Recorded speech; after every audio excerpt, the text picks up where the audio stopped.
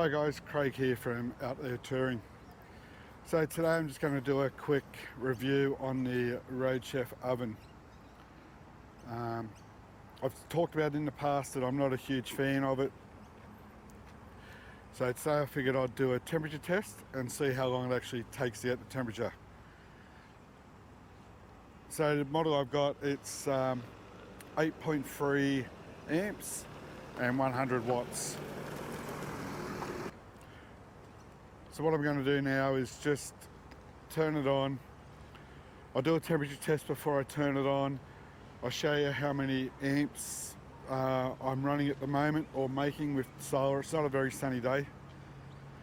Turn it on, see what it draws, and then go for a drive for an hour. I'll probably head up the Mount Sugarloaf or the Wadigans and just see how long it takes to get to 100 degrees. I'll set it at 100.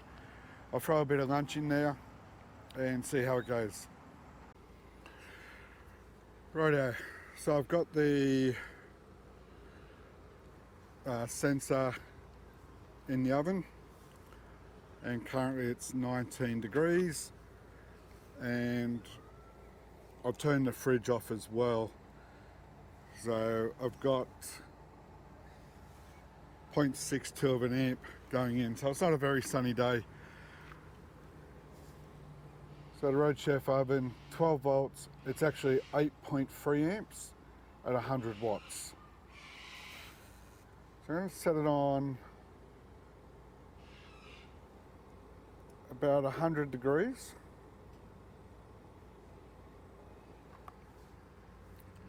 For 80 minutes.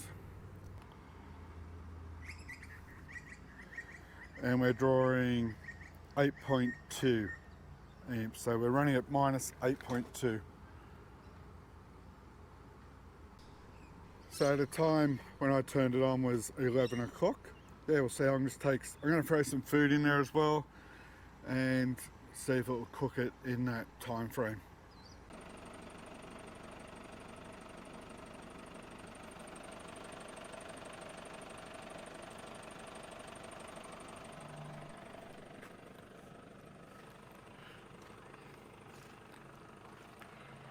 Rightio, so I've come for a drive out to Mount Sugarloaf. The rain's starting to come in. Started this about 45 minutes ago. Still hasn't reached temperature. And this is my main problem with the Road Chef oven. Is that if you're driving along somewhere and you think, oh, I want to heat that up. I'm only 20 minutes from camp and I'm bloody hungry. These things aren't going to do that job for you. It is something you have to be prepared for. 1 hour, maybe even longer, an hour and a half. And if the meal's frozen, you've got no chance. Stop at a takeaway shop and buy your lunch.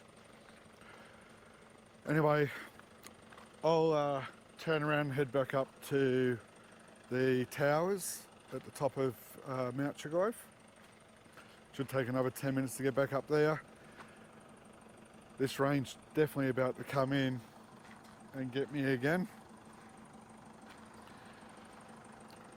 So hopefully by the time I turn around, it would have reached temperature and the food that I put in there for lunch will be ready.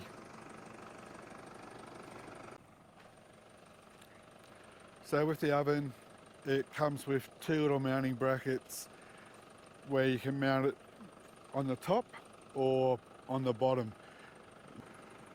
So the side panels of the oven have some little cutouts where the mounting brackets fit into, and you can secure it that way. I've installed mine to the ceiling of my canopy, so I've used the top mounting holes. In doing that, the oven is in contact with the carpet that I've lined my canopy with. Now it's sitting at 100 degrees or just over 100 degrees internal temperature, and I can hold my hand on the body of the oven quite comfortably. So it is well insulated. So I don't think there's an issue with installing them and having them there. It comes with a fuse already built into the line and an Anderson plug.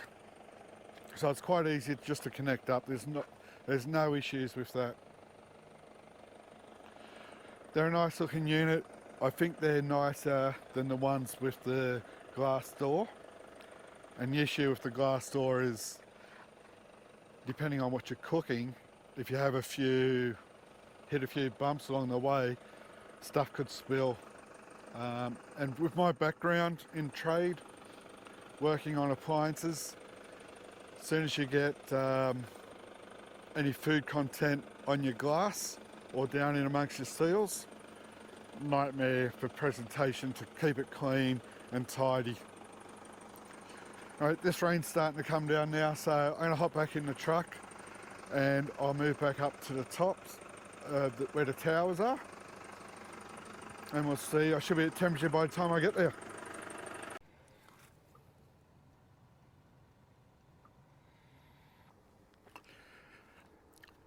So the oven's been on for about an hour and 15 minutes and it's cycled off. I'll just show you that now. So my gauge is telling me 116 degrees.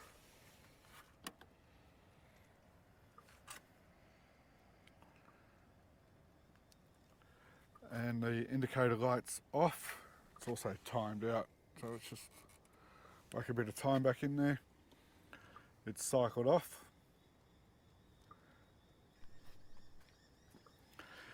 So just going to see if the food is now cooked.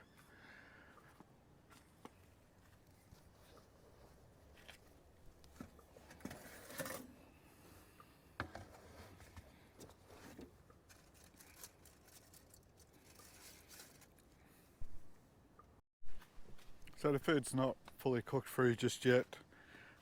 So I've just turned it so I can brown up the base of it, so that's okay. It's almost done. What I'm also doing now is I'm just going to do a temperature test of the cabinet.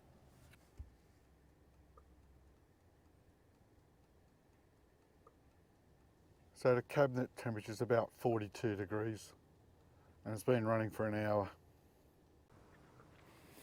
So it took about an hour 15 to an hour 20 to get up to 120 degrees. As I said, if you're driving and you plan it out and you think, oh, you know, I wouldn't mind lunch in a couple of hours, then I don't think there'd be an issue. But if you forget to set it out, have it going for you on your road trip, or if your food's fully frozen, that's going to take a bit more time to get to temperature and to cook your food properly. If you buy one with the plan that you're just going to pull up at camp, throw it on and cook your meal, I'm not sure it's the way to go. It will use a lot of your battery power. So you need your motor. I personally think you need your motor running whilst you're using it. Would I buy one again? Probably not. I do a lot of camp cooking over the fire, so I'd probably go that way. I can see the benefits of it, that you can use it whilst you're driving. But I probably wouldn't race out and buy one straight up. I'm going to give the air fryer a go as well, and then I can do a proper comparison between what's the best way of doing that sort of cook up. I understand the air fryer, it's a lot of power consumption on startup, but it's a lot quicker process, so it's probably got its positives and negatives as well. Anyway guys, hope that helped you. Any questions, leave a comment. I'll get back to you as soon as I can. Thanks for watching. Hope you enjoyed it and managed to get something out of this video. Don't forget to like and subscribe. Ring that little bell. Get a notification there's another video coming up. Cheers guys. Thanks for watching. Travel safely.